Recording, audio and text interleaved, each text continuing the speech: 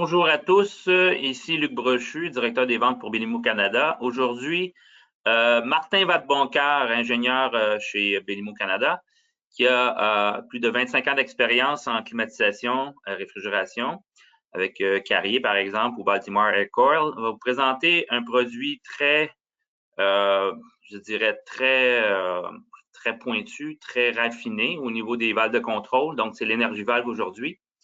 Et puis, si vous avez des questions, vous allez pouvoir les poser à la fin. Martin, à toi. Alors, bonjour. Merci beaucoup de vous être inscrit pour pouvoir participer à cette présentation-là aujourd'hui. Alors, le sujet de discussion aujourd'hui, comme Luc le disait, eh bien, c'est la valve d'énergie 3.0, la plus récente version de la valve d'énergie chez Belimo. Et puis, on va parler du syndrome de faible delta T. Et puis, on va vérifier comment on peut résoudre puis aider à régler ce problème-là, amener des solutions. Alors, pour commencer,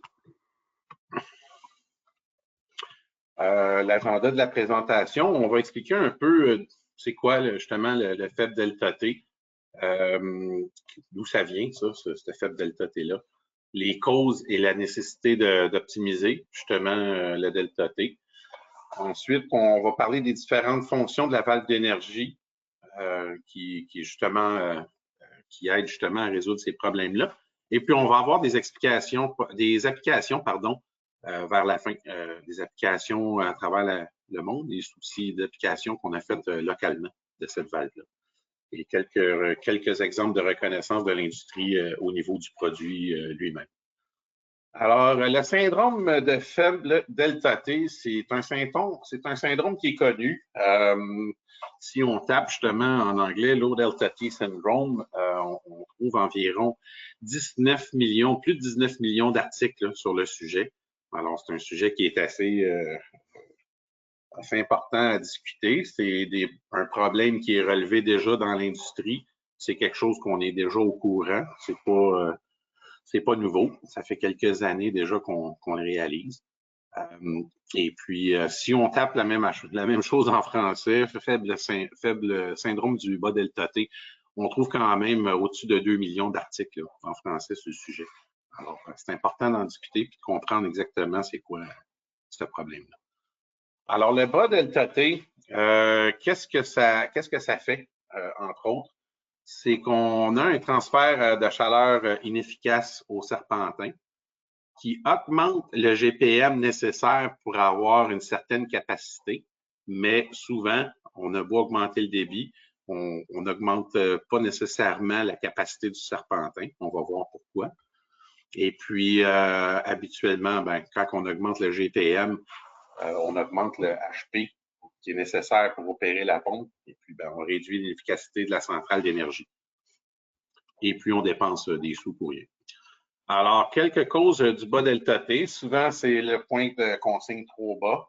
Quand on n'est pas capable d'atteindre la capacité, des fois, on baisse le point de consigne en pensant qu'en alimentant trop froid, on va avoir une capacité supérieure. Mais c'est pas tout le temps, justement, une bonne idée. Des mauvaises sélections de serpentins ou des serpentins encrassés. Une basse autorité de la valve de contrôle aussi qui peut être une cause du bas delta T. Et puis, bien sûr, des valves mal dimensionnées ou des systèmes mal balancés. Pour ce qui est de l'autorité de la valve, pour ceux qui ne savent pas exactement ce que ça veut dire, la définition de l'autorité d'une valve, c'est la perte de pression de la valve sur la perte de pression du circuit sur laquelle elle est installée. Alors, si on a une valve de contrôle qui a une perte de pression de 4 PSI, et puis on a 20 PSI, comme dans l'exemple ici, on obtient une autorité de 0.2. Idéalement, ce qu'on veut, comme sur l'image, c'est avoir une courbe de serpentin, comme on voit. C'est une courbe typique d'un serpentin de coulée. Et puis avoir justement une courbe de valve qui est comme la pointillée en bas, en bleu. Ce qu'on obtient quand on a une basse autorité, on obtient une courbe qui ressemble à la courbe du serpentin.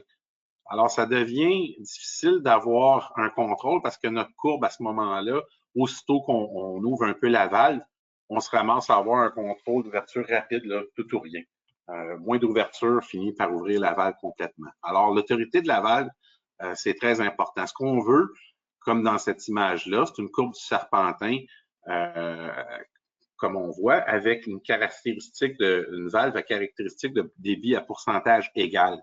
En ayant ces deux courbes-là, le rendement du serpentin devient plus ou moins linéaire et puis ça devient plus facile de contrôler avec un signal 2-10 volts à ce moment-là. L'autorité d'une valve est bonne dans les alentours de 0,5. Par exemple, si on regarde ici, l'image est un peu petite, mais si on regarde dans les alentours de 0,5, on commence à avoir une courbe intéressante là, au niveau de la valve de contrôle. Si on a 1,1, on voit très bien là, que ça devient difficile d'avoir une résultante linéaire. Alors, c'est ça qu'on parle quand on parle d'autorité de la valve. Eh bien, c'est l'explication. De quelle façon on est capable d'avoir justement une courbe qu'on appelle de pourcentage égal? Eh bien, c'est avec un disque caractérisé. Alors, la valve CCV, Characterized Control Valve de Belimo, a un disque caractérisé à l'intérieur, ce qui permet d'avoir un débit qui ressemble au graphique ici qu'on voit à droite, et puis d'avoir une résultante thermique linéaire. Comme on peut voir ici en bas, quand on ouvre, on vient réduire le débit à l'ouverture, parce que sinon, on aurait toute cette ouverture-là ici, puis on aurait déjà beaucoup plus de débit qui passerait. Fait que ça nous permet d'avoir une belle courbe ici, plutôt qu'avoir une courbe, si on n'avait pas de disque caractérisé, bien, on aurait le genre de courbe qu'on a à gauche. Alors, de 30 à 70%, on n'a pas besoin de bouger beaucoup pour que le débit change. Alors, c'est aucun contrôle là, à ce moment-là. Pour faire, habituellement, pour faire des sélections de valves de contrôle, on doit avoir le calcul du CV pour les valves dépendantes de la pression. Ceux qui ont vu la présentation de Luc Brochu il y a quelques semaines, on en a déjà parlé, mais je veux juste en glisser un petit mot. Le CV, c'est la quantité d'eau qui s'écoule à travers une valve avec une chute de pression de 1 PSI. Alors, il passe, si on a un CV de 14, eh bien, ça veut dire que dans cette valve-là, il va passer 14 gallons par minute pour une perte de pression de 1 PSI. Un CV trop élevé, ça veut dire que le robinet il est trop gros, trop volumineux. Qu'est-ce qui va arriver? Ben, on va avoir le même genre de courbe qu'on a vu auparavant. Aussitôt que ça va ouvrir, on va avoir beaucoup de débit qui va passer. Ça, c'est pas très bon au niveau du contrôle. Un CV trop bas risque de nous limiter dans le débit, surtout à pleine charge. Si le CV est trop bas, ben, on se trouve à avoir une valve qui est un petit peu trop petite.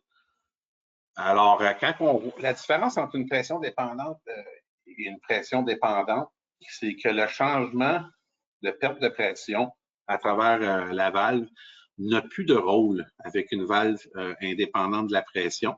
C'est-à-dire que le facteur racine carrée delta P en haut, dans la formule, on n'a plus besoin. Ça ne joue plus de rôle. Fait que le CV est égal au GPM. Alors, les valves indépendantes de la pression, c'est facile à sélectionner. On n'a pas à s'inquiéter des pertes de pression si on a les bonnes, parce que des fois, on peut mettre des pertes de pression au plan, mais en réalité, la perte de pression au chantier, une fois installée, est indifférente. Alors, ça vient jouer sur notre CV. On n'a pas ces problèmes-là avec les valves de pression indépendante et la valve d'énergie est une valve à pression indépendante. Et puis, l'avantage aussi, c'est qu'on n'a pas besoin de valve de balancement avec ces types de valves-là. Alors, c'est un plus. Et puis, on a aussi la possibilité d'opérer avec un système à retour direct plutôt que renversé. On n'est pas obligé d'avoir un tuyau plus là, pour venir égaliser les pressions des premières unités qui vont être alimentées versus les dernières qui vont être alimentées. Ça ne vient plus jouer de rôle, alors ça nous empêche d'être obligé d'utiliser un système renversé. Et bien sûr, ça prend une pompe avec un variateur de vitesse là, pour opérer en pression indépendante. Pourquoi gérer le delta T? Bon, pourquoi l'optimiser? C'est en fait, on veut optimiser la consommation d'énergie, puis ça aide à réduire aussi les émissions de CO2. Alors, si on regarde là, 40% de l'énergie est consommée par les édifices habituellement. Et puis ça, c'est des données qui ont été prises du département d'énergie des États-Unis. Fait que c'est quand même beaucoup d'énergie qui est consommée, puis 30 à 40% de l'énergie qui est consommée par les édifices est consommé par les systèmes HVAC. Alors, c'est important de se concentrer puis de regarder ça un peu. La majorité du temps, on ne sait pas exactement à quel endroit l'énergie est utilisée par manque d'informations. Et puis, comme habituellement, quand on n'est pas capable de lire des valeurs ou de savoir comment notre système se comporte, comme je mentionne ici, on ne peut pas gérer ce qu'on ne calcule pas. Ça prend des données pour être capable de faire une analyse de ce qu'on consomme, puis à quel endroit, puis de quelle façon. Alors, c'est essentiel de faire une collecte de données pour pouvoir avancer dans ce genre de projet-là d'économie d'énergie et tout. Chez Belimo, on parle souvent d'économie d'énergie. Alors, je prends la peine juste de vous montrer justement notre usine aux États-Unis. On voit l'usine ici d'Danbury au Connecticut. Il y a moins d'1 an, on a terminé l'installation des panneaux solaires sur toute l'usine de Belimo. Alors, on a 900 kW de panneaux solaires. C'est une des plus grosses installations au Connecticut. Et puis, ça représente environ l'alimentation de 100 maisons pour une douzaine de mois. C'est quand même, puis ça représente 1/3 de la consommation annuelle électrique de Belimo. Alors, on parle souvent d'économie d'énergie. Eh bien, on fait notre bout aussi de ce côté-là. On est très conscient de l'importance de travailler sur ces projets-là. Alors, quand on calcule une capacité calorifique d'un serpentin, ça se trouve être une constante. 500, c'est la constante de l'eau, bien sûr. Si on met du glycol, on va avoir une constante un peu moins. Ça diminue la capacité d'un serpentin d'avoir un ajout de glycol, que ce soit du propylène ou de l'éthylène. Alors, on va se promener entre 400 et 500 là, pour les valeurs selon le pourcentage de débit. Alors, pour une capacité spécifique, le débit et le delta T sont inversement proportionnels. Alors, le débit augmente. Si on augmente le débit, le delta T diminue pour une capacité égale. Alors, si on regarde ici, on peut avoir 1 200 000 BTU de deux façons. En utilisant 240 gallons par minute avec un delta T de 10 degrés, ou on peut y aller avec un delta T plus grand et diminuer le débit. Alors, avec 160 gallons par minute et un delta T de 15, on obtient quand même la même capacité, avec 33 de moins de débit. Pourquoi on veut faire ça? Pour éviter le surpompage. En fait, si on regarde la même courbe qu'on avait au début, notre signal de contrôle, capacité calorifique du serpentin, on voit très bien qu'à un moment donné, le débit d'eau et puis la capacité en haut, si on dépasse le débit justement qu'on montrait justement auparavant, on atteint une zone de gaspillage. La courbe du serpentin vient s'aplanir et puis tout ce qu'on va chercher en gain, passer ce débit-là est assez mince comparativement à l'énergie qu'on vient dépenser pour pomper cette eau-là. Alors, si on regarde ici, notre point de saturation de la puissance se trouve à être au point indiqué par la flèche. Là. À partir de ce point-là, il n'y a plus grand intérêt à pomper plus d'eau à travers le système. C'est une zone de gaspillage. Le logiciel qui est à l'intérieur de la valve Belimo, en fait, c'est un site web avec un logiciel qui vient calculer justement tous les points d'opération de la valve. Ça ressemble à cette image-là, qu'est-ce qu'on obtient à partir de la valve d'énergie. Eh bien, on est capable justement de voir que dans notre opération ici, on voit qu'on opère beaucoup dans la zone aplatie, là, le petit pointillé rouge. On voit que même si on passe 110, 115, 125 du débit, on n'obtient absolument aucune capacité supplémentaire parce qu'on a dépassé le point de saturation du serpentin. Alors ça, un serpentin, comme on le voit ici en agrandi, si le delta T est trop bas, on passe le point de saturation. On va voir un exemple justement d'un système où on a designé un système justement à 12 degrés de delta T. Et puis l'effet d'opérer avec un bas delta T justement de 10,5.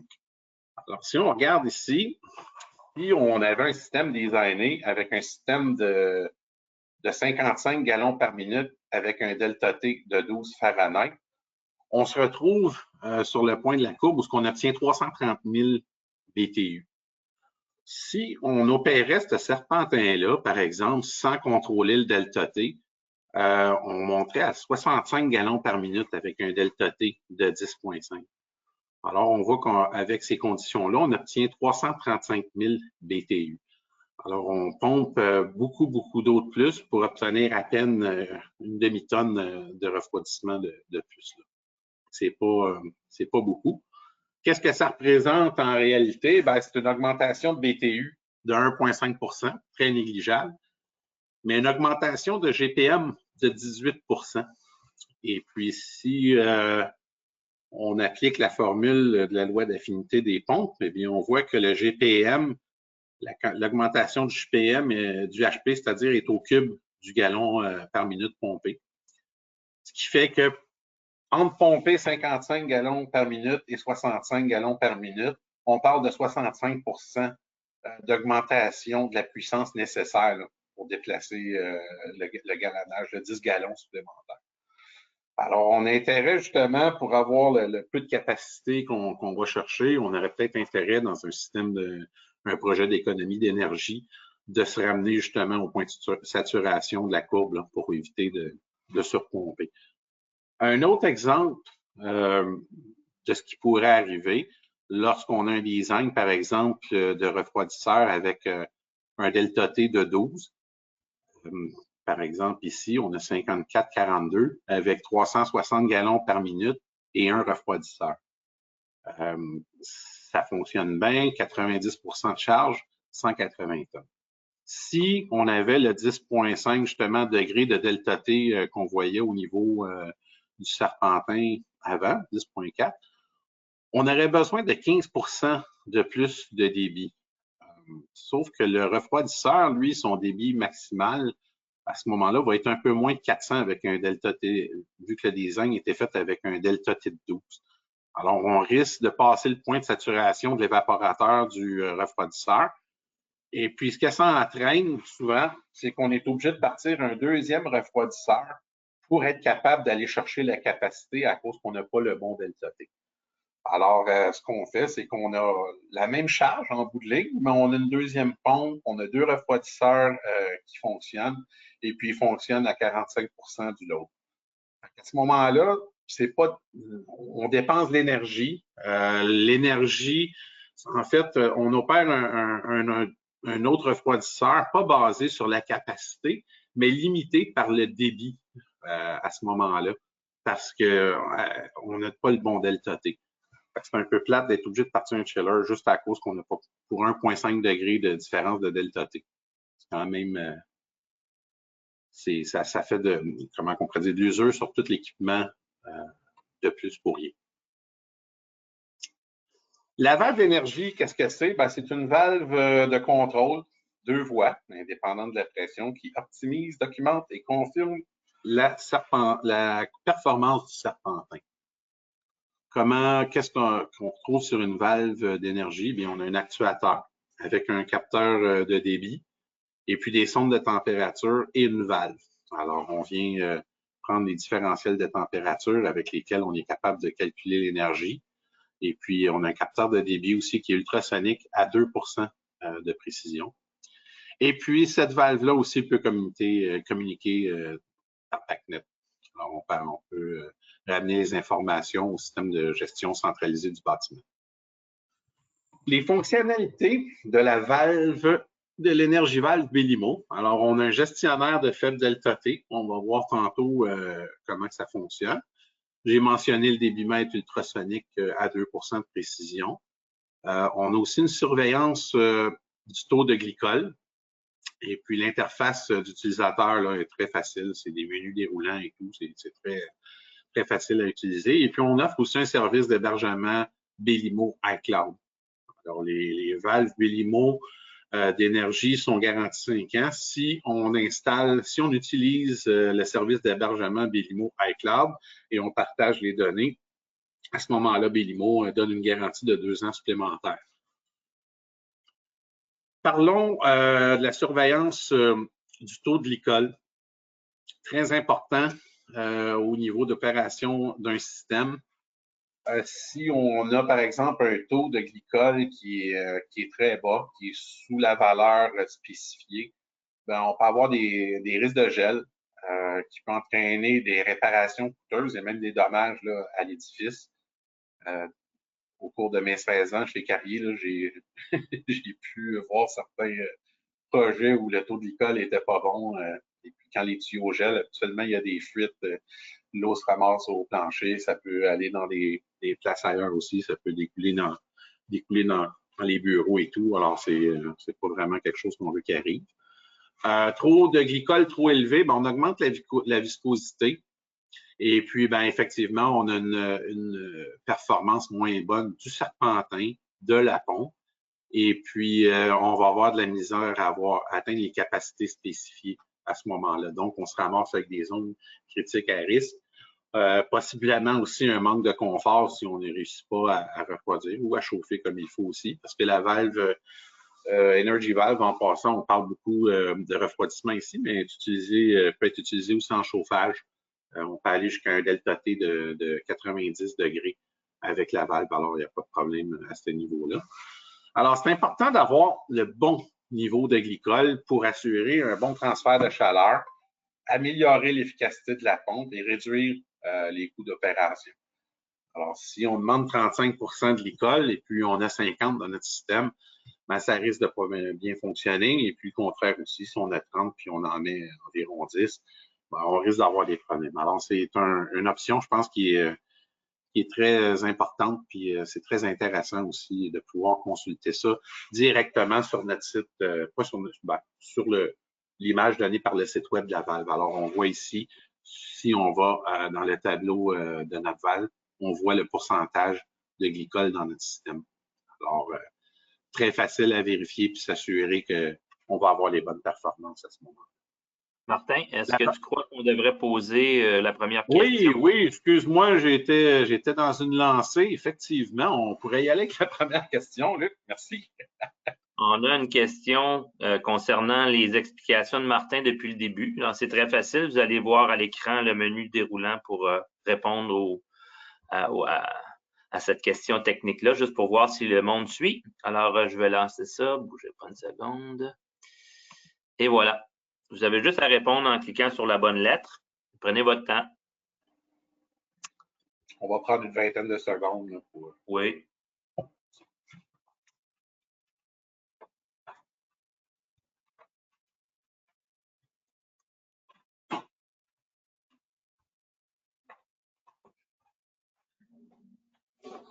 Alors, on va faire les réponses, Luc. Encore une 4-5 secondes. Je pense que les gens y ont tous répondu, donc je vais fermer. Donc, est-ce que tu vois les réponses, Martin?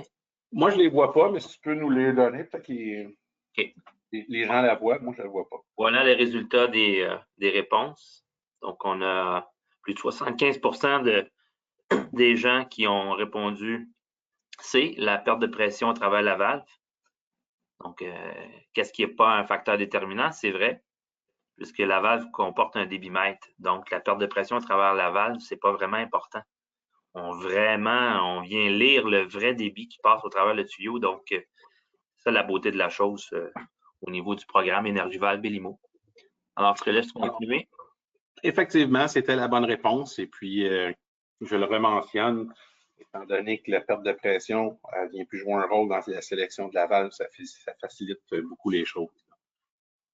Alors, on continue. OK. Les fonctions avancées de la valve d'énergie, bien sûr, l'acquisition de données, on en parlait au début, comme quoi c'est important là, de savoir ce qu'on fait. Et puis, une autre fonction, c'est justement, on en parle depuis le début, gestionnaire du delta T, comment s'assurer qu'on vient avoir un bon delta T. Alors, la valve d'énergie permet de faire un service en continu en étant capable de lire les valeurs et tout. On est capable en tout temps d'aller vérifier comment le système se comporte. Alors, la première des choses, habituellement, quand on fait un projet en pression indépendante, ben, c'est important qu'on le fasse dès le début, surtout quand on parle avec les ingénieurs conseils, parce qu'effectivement, c'est pas tout à fait la même façon de contrôler. Comme je disais, on n'a pas besoin d'avoir un retour renversé et tout.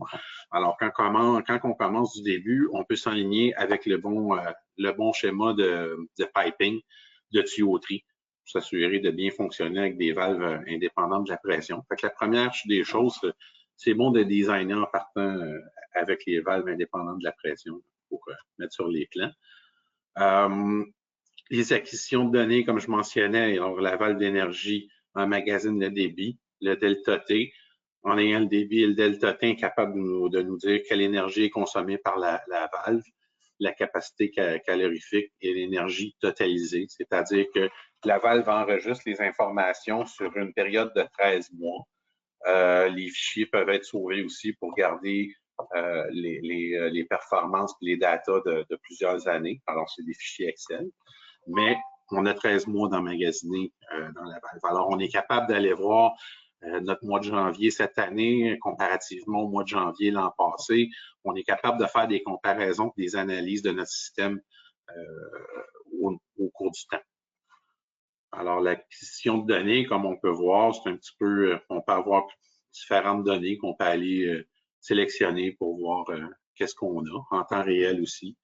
Alors, ça, c'est le genre de tableau, justement, qu'on vient présenter avec le site web de la valve d'énergie.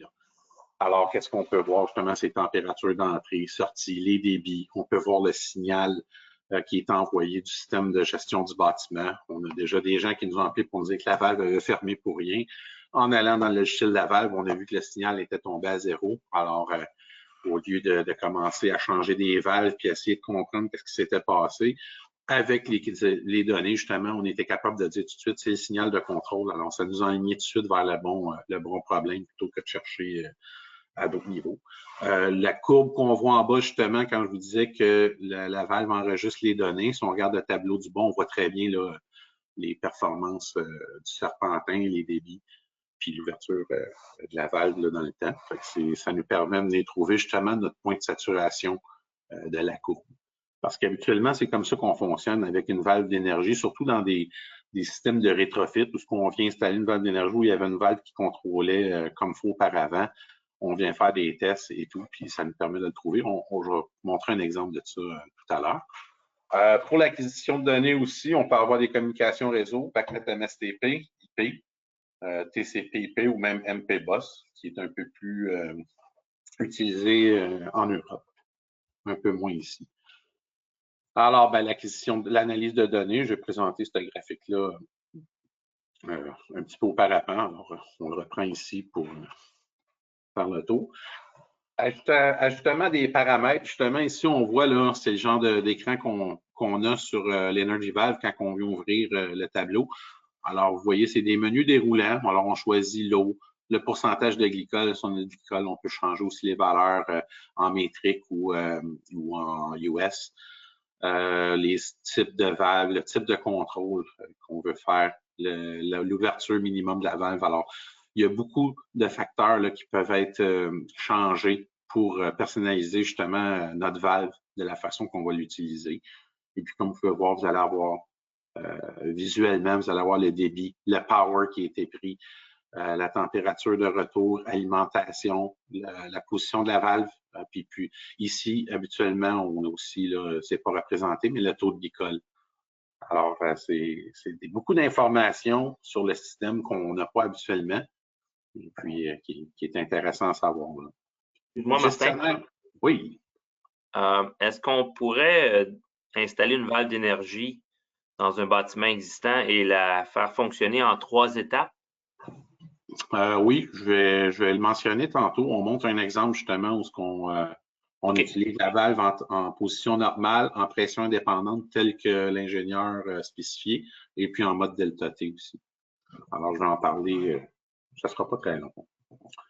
Alors, gestionnaire du delta T, justement, c'est ça qu'on parle depuis le début. Qu'est-ce que ça fait? C'est que ça positionne la valve, et puis si le différentiel de température tombe en bas du point de consigne qu'on a établi, eh bien, lui, il va embarquer à ce moment-là pour fermer la valve et maintenir le delta T. C'est-à-dire que si on avait un contrôle de débit seulement, ce qui arriverait, c'est qu'on aurait un delta T qui est quand même assez élevé au début. On parle de 20, 18, 16, qui est très bien. Ça veut dire qu'on ne pompe pas trop d'eau. Puis le pourcentage du débit, on le voit à gauche à ce moment-là, on parle de 50, 60%. Par contre, si on tombe avec un delta T en bas de 14, qui est établi dans cet exemple-là, eh bien, la valve, elle, qu'est-ce qu'elle va faire? C'est qu'elle va actionner le manager de delta T. Alors, son programme de gestion du différentiel de température. Et puis, ce qu'elle va faire, c'est qu'elle va venir diminuer le débit. La ligne rouge pleine devient le pourcentage du débit comparativement à la ligne pointillée. Et puis, notre delta T va venir maintenir le 14 degrés de delta T. Fait qu'on va éviter de se ramasser dans une zone de surpompage, justement, avec le gestionnaire de delta T. Justement, ici, on en a un exemple, Charles Hayden Library aux États-Unis. On avait 6 unités de centrale d'air. Et puis, le problème, on avait un delta T au serpentin de 6 Fahrenheit, beaucoup de surpompage. Et puis, le syndrome du delta T était rapporté à la centrale d'énergie. Alors, qu'est-ce qu'on a fait? C'est qu'on a installé des valves d'énergie sur toutes les centrales. Et puis, comme on peut voir ici, la colonne bleue, c'est le nombre d'heures que le delta T manager était en fonction sur le nombre total d'heures de fonctionnement de l'unité. Alors, si on regarde la première centrale, on pourrait dire que le serpentin était bien sélectionné. Le delta T manager embarque pas très souvent, quand même assez rarement là, au niveau de cette première centrale-là. Si on regarde la deuxième, par contre, on se rend compte que le delta T manager est quand même assez actif. On parle quasiment de 60, un peu plus que 60% du temps va être actif. Même chose pour la troisième et même chose pour la centrale numéro 6. Alors, on peut voir qu'on n'a pas mis ces valves-là pour rien, ils sont actives et puis ils font leur travail là, au niveau de ces serpentins-là. Si on regarde le nouveau serpentin qui avait été installé à ce moment-là, qui avait été discuté justement d'augmenter le delta T puis de faire une sélection différente pour cette unité-là, bon, on voit qu'avec un serpentin qui a été designé justement avec un delta T plus grand, que notre delta T manager embarque presque pas. Là, on parle d'environ 10% du temps. Et puis, habituellement, on parle de charge partielle très basse, là, actuellement, quand ça embarque dans ces situations-là. Alors, on voit que, puis ça, on parle quand même de 2011. Alors, c'est pas nouveau là, qu'on parle du delta T. C'est un problème qui existe depuis longtemps. Et puis, d'ailleurs, HV 90.1 en 2016 changeait justement, commençait à parler du delta T de 15 là, qui est requis maintenant, qui est proposé, en tout cas fortement, afin d'éviter le surpompage. Et puis, on le retrouve même, entre autres, dans les documents techniques de la compagnie Trane, qui eux aussi emboîtent le pas là, de ce côté-là. Alors, c'est un problème que c'est pas nous qui avons inventé ça pour vendre des valves. C'est un problème qui existe depuis longtemps. Et puis, nous, on offre une solution à ça. Alors ici, justement, si on parle d'application, où on utilisait la valve d'énergie, au MIT, les gens là-bas ont installé des valves d'énergie partout dans les bâtiments. MIT, c'est l'école d'ingénierie la plus prestigieuse des États-Unis. Alors, nous, on leur a fourni les valves et eux ont fait leurs propres études à partir de là, avec l'aide des ingénieurs de Denbury là, pour la collecte de données et tout. Alors, ils ont réussi à augmenter le delta T de 6,15 à 12,14 Fahrenheit. Alors, on parle d'une diminution de 49% de débit, ce qui est quand même beaucoup parce que quand on parle de 15% d'économie de débit, on parle d'environ 50% d'énergie. C'est quand même considérable. Et dans leur cas, on a parlé on estime ce qu'on a sauvé à 1,5 million. Alors, c'est beaucoup d'argent. Et puis, même chose aussi pour une autre école, 300 heures par année d'utilisation de chiller de 3 à 7 degrés. On a remonté ça de 10 à 12. Et puis, on a sauvé 16% d'électricité. Quand même intéressant. Ici, on voit le MIT, justement, les chiffres en détail. ceux que ça peut intéresser, c'est quand même intéressant. Refroidisseur, on parle de 25% d'économie. Et puis, cooling tower, fan électrique, là, on parle de quasiment 100% d'économie. Alors, c'est quand même intéressant. On a aussi une application qu'on a faite dans un institut Butantan, qui est un institut qui fabrique des vaccins, entre autres, très populaire ces jours-ci. On parlait de problèmes justement avec une centrale, la centrale numéro 10. Et puis, on a testé ça à peu près pendant une période de 5 jours. Et puis, on a vu que les valves, justement, opéraient, on voit les grands différentiels de température qu'on voit pour la centrale numéro 10. On a jusqu'à un différentiel de température là, de 20,5 degrés Celsius. Alors, ça devient difficile d'avoir un point de consigne qu'on peut respecter en bout de ligne avec des températures qui varient tellement au refroidisseur puis dans notre réseau d'eau refroidie. Alors, on voit ici à droite, à partir du moment où on applique ce qu'on met le delta T manager de la valve d'énergie, on voit qu'on diminue le différentiel de température à 1,5 degrés Celsius. Alors, on voit un système beaucoup plus stable. On voit une centrale qui est beaucoup plus stable. Alors, si on avait une dizaine de centrales qui opèrent un peu sans Energy Valve, par exemple, on aurait de la misère à faire, on ferait bien du hunting, on aurait de la misère à avoir une stabilité du système parce que les valves ouvrent, les valves ferment et tout, fait que ça devient difficile d'avoir des points de consigne qui sont respectés. Alors, si on regarde ici, justement, la valve, la centrale numéro 10, après l'Energy Valve, on voit qu'elle opère très bien. En passant, c'est deux centrales très semblables. C'est pour deux zones différentes, mais pratiquement les mêmes. Et puis, on voit que la centrale numéro 11, elle, sans Energy Valve, continue justement à avoir des pointes là, très différentes. Et puis, probablement, c'est ça qui causait des problèmes, justement, la perte de médicaments et tout, là, dû aux variations de température trop élevées. On voit aussi l'installation ici, comparativement à une balancing valve, control valve et tout. C'est une installation qui est très propre. On voit l'Energy Valve ici, avec les contrôles intégrés, les débitmètres et tout. Ça fait des belles installations. Ici, au Québec, on a fait aussi beaucoup de projets intéressants. Entre autres, la Place Laurier, ville de Québec, 1,1 million d'économies.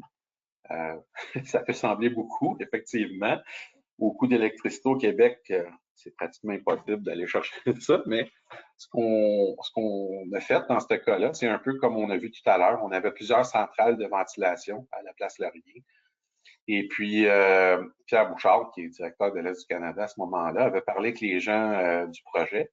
Et puis, ils ont décidé de vérifier justement comment on paierait, entre autres, une de leurs 6 centrales. Alors, qu'est-ce qu'ils ont fait? C'est qu'ils ont mis une Energy Valve, ils ont pris les datas, et puis ils ont vu que le delta T était très bas. Alors, en ajustant le delta T, qui était dans ce cas-là, je pense, de 12 même à 14 degrés, ils ont réussi à sauver 30% de débit sur la première centrale. Alors, eux autres, ce qu'ils ont fait à ce moment-là, c'est qu'ils ont dit, bon, avant d'agrandir nos locaux, on va voir qu'est-ce qu'on est capable de faire avec nos centrales. Ils ont installé des valves d'énergie sur les 6 centrales.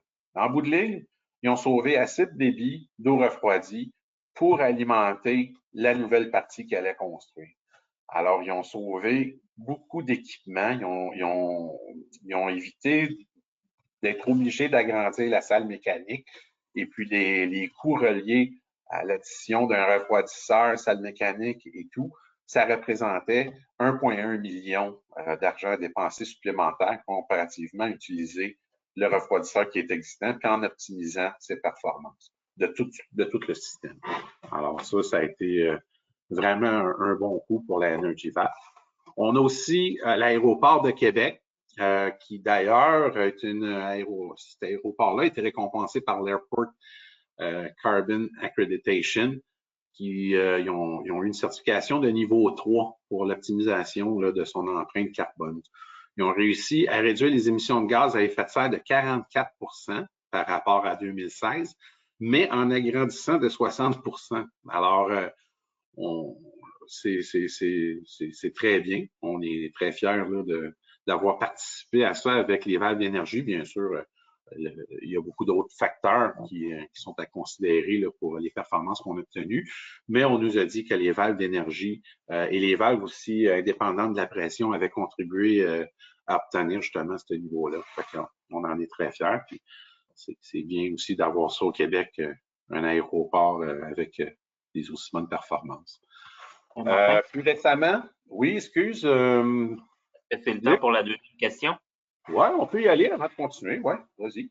Parfait, merci. Je vais commencer, je vais mettre la deuxième question à l'écran. Vous allez pouvoir répondre, ça va prendre une vingtaine de secondes.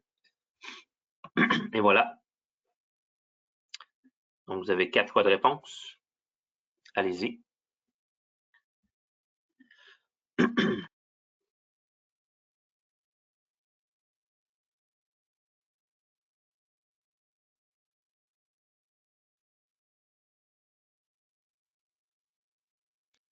Donc, je pense que tout le monde a bien répondu. Encore quelques secondes.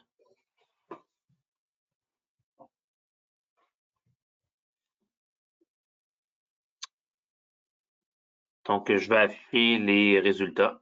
Je pense que les gens ont bien compris. Et voilà, la bonne réponse.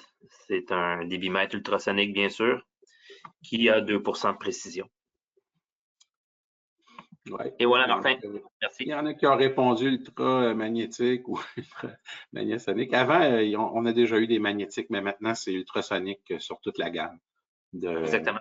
De 0.5 à 6 pouces. Alors, peut-être qu'on avait il y a des gens qui avaient utilisé les valves plus grosses que 2 pouces et demi auparavant.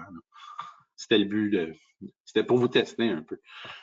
Alors, justement, Medicago, usine de vaccins, où est-ce qu'on a utilisé les pressions indépendantes, les Energy Valves. En fait, on a travaillé ce projet-là avec une firme de génie qui avait déjà utilisé ces Energy Valves-là sur d'autres projets. Et puis, ils ont convaincu le client d'utiliser ça là-bas. Et puis, tout le projet, justement, est fait avec des valves Belimo indépendantes de la pression, là, et dont les Energy Valves. Une autre application, projets locaux, c'est le 1250 René Lévesque Ouest. On a installé des Energy Valves partout dans ce building-là et puis sont branchés au système de gestion centralisé du bâtiment à travers BACnet IP. Alors, comme je mentionnais tantôt, on a MSTP et on a BACnet IP aussi. Et puis, ces valves-là du 1250 René Lévesque sont aussi raccordées sur le cloud Belimo. Alors, qu'est-ce que ça fait? C'est que les données sont enregistrées et tout, sont envoyées au cloud Belimo. Et l'avantage que ça a, c'est que Belimo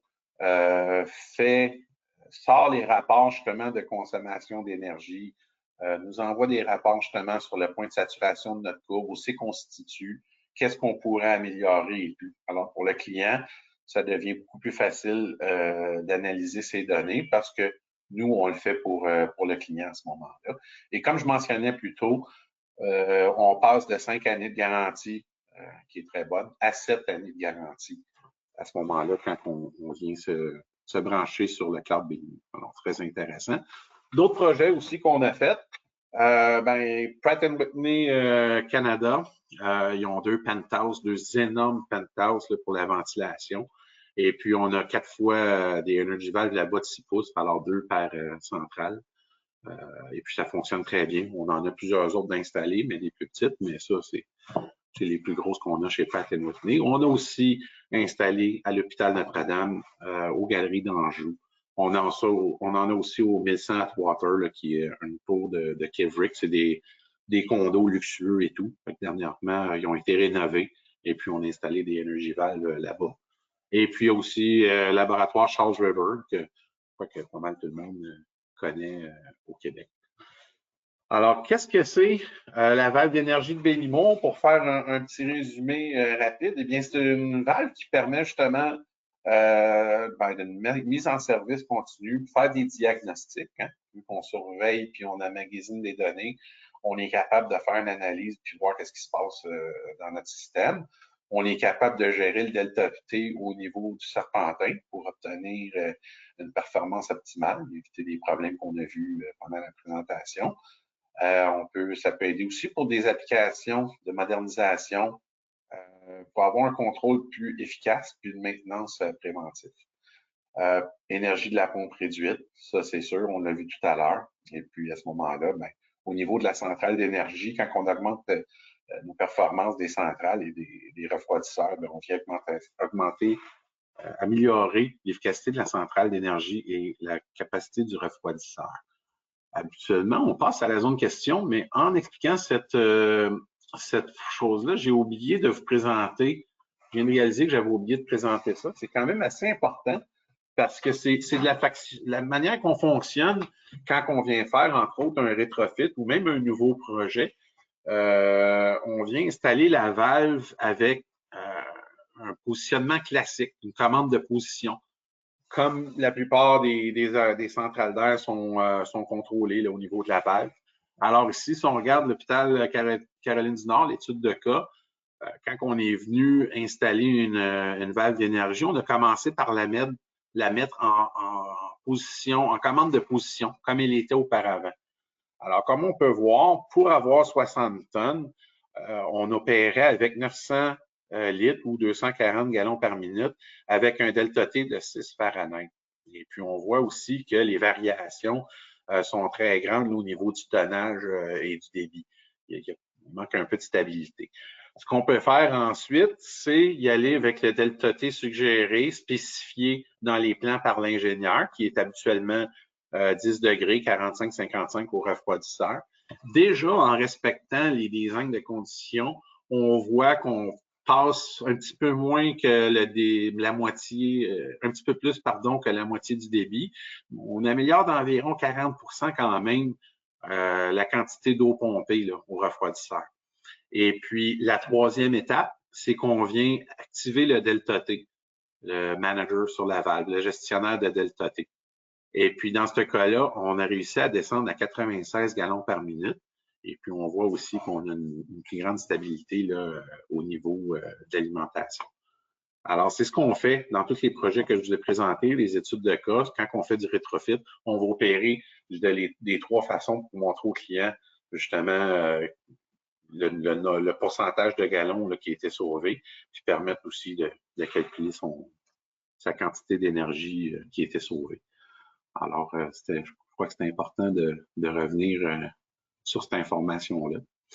On a gagné beaucoup de prix aussi depuis 2011-2010 au niveau de la valve d'énergie.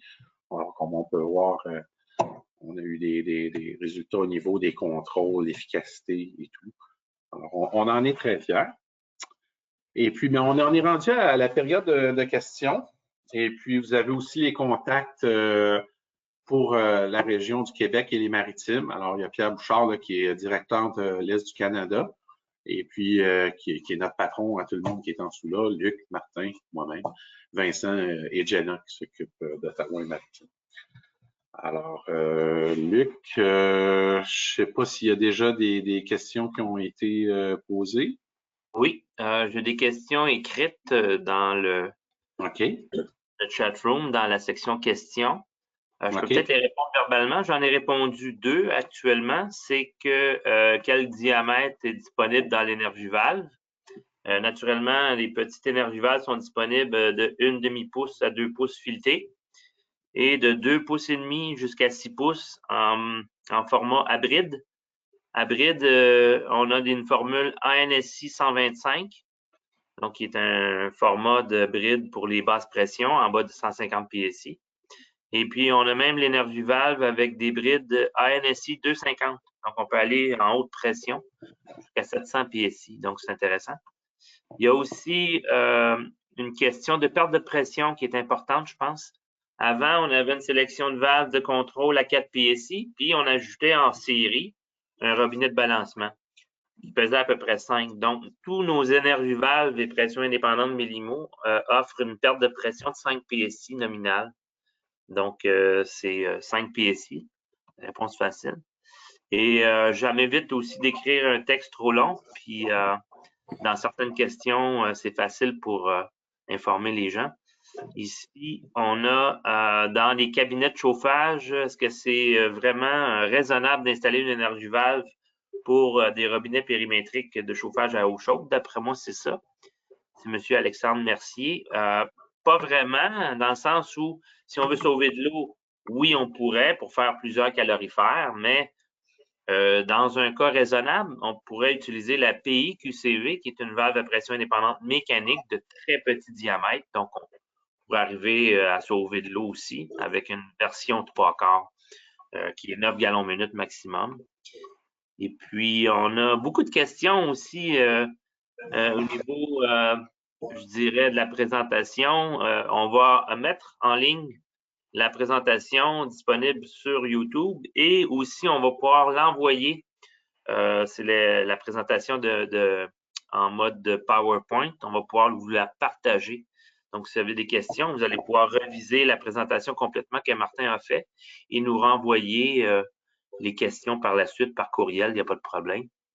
Aussi, j'ai vu, Luc, on parle aussi de comment on vient calculer le pourcentage de glycol, là.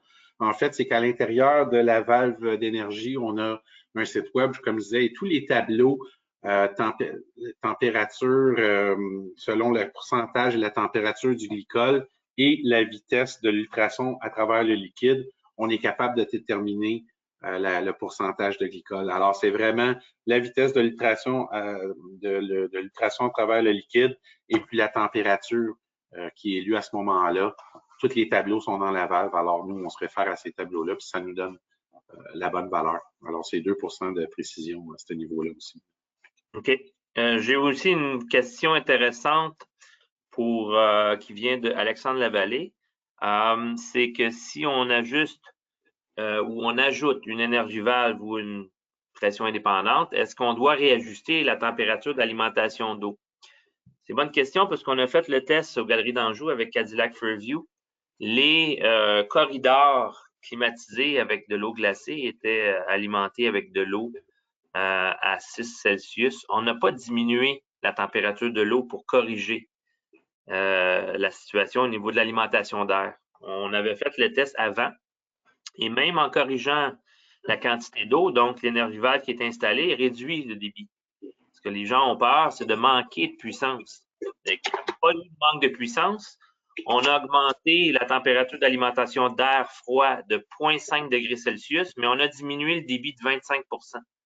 Donc, non, ce n'est pas nécessaire de diminuer la température d'eau pour ajuster les débits avec l'énergie valve. Donc, ce n'est pas nécessaire. Il n'y a pas de danger. C'est rarement une solution, d'ailleurs, de diminuer la température d'eau au refroidisseur. C'est rarement ça le problème, là. Le problème, c'est vraiment le delta T. La température, si on essaie de passer de 45 à 42, on va créer d'autres problèmes. On va peut-être satisfaire des zones trop vite et puis on va faire justement du stop and go, là, tu sais. Fait que c'est pas conseillé. On est mieux de garder les conditions de design puis essayer justement de les atteindre avec, entre autres, la valve d'énergie plutôt que avec les conditions initiales.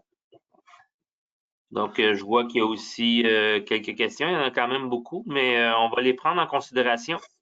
Et on a vos courriels. On va pouvoir répondre à ces questions-là par courriel, une à une.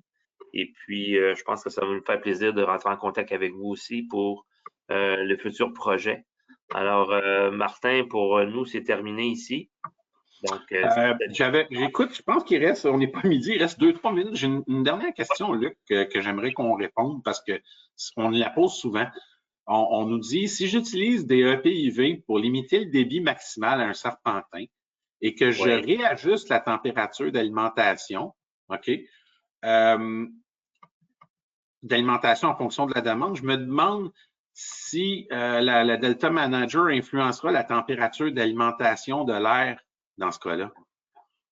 Ben, c'est ce que je viens de répondre comme question d'Alexandre. Ouais, c'est la dernière partie, justement, c'est que le serpentin, lui, nous autres, ce qu'on vient faire, c'est pas changer sa capacité. Comme je le montrais tantôt, qu'on ait un delta T de 10 ou 15 ou un débit différent, c'est inversement proportionnel, mais la quantité d'énergie consommée en bout de ligne est la même.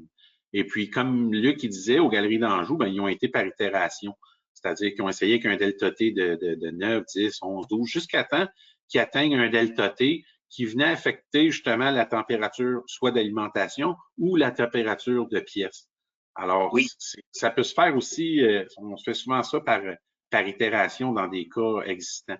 Alors, on augmente le delta T, puis quand on arrive que ça ne satisfait plus la demande ou on n'est plus capable, c'est notre delta T, on vient de trouver notre point de saturation à ce moment-là. Nous, ce qu'on a fait aux Galeries d'Anjou, c'est qu'on a diminué ou on a augmenté le delta T par le delta T manager jusqu'à temps qu'on obtienne une température de sortie d'air trop chaude pour notre consigne.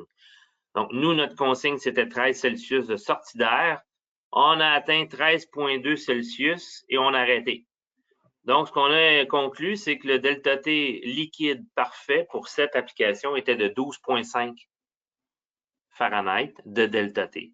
Donc, on a diminué le débit d'au moins 25 pour garder les mêmes conditions d'opération du système de climatisation. C'est ça qui est intéressant. Donc, alors, merci beaucoup d'avoir assisté à la présentation. On voit qu'il y a des questions qui n'ont peut-être pas été répondues. On va prendre la peine de répondre à ces questions-là par écrit. Et puis, s'il y a d'autres questions aussi, vous avez nos contacts ici là, sur la dernière slide, si on peut dire, excusez le terme anglais. Alors, vous pouvez prendre ça en note puis nous contacter. Ça va nous faire plaisir de vous donner des informations supplémentaires ou même vous aider pour un design là, éventuel. Alors, merci beaucoup et je vous souhaite une bonne journée. Merci. Au revoir.